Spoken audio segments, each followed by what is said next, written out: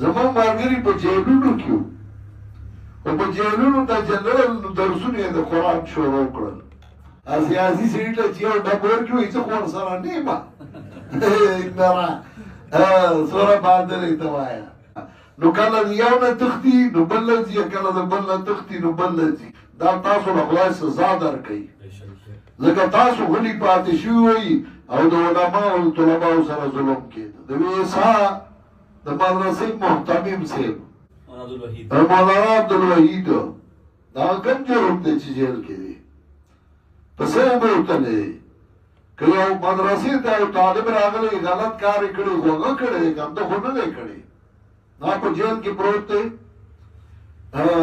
بل په جیل کې پروت دی بل په جیل ولې څه جرم یې کړی یو جرم یې دي خو صرف دی لا چې دیني خلک ته نه بدله کړي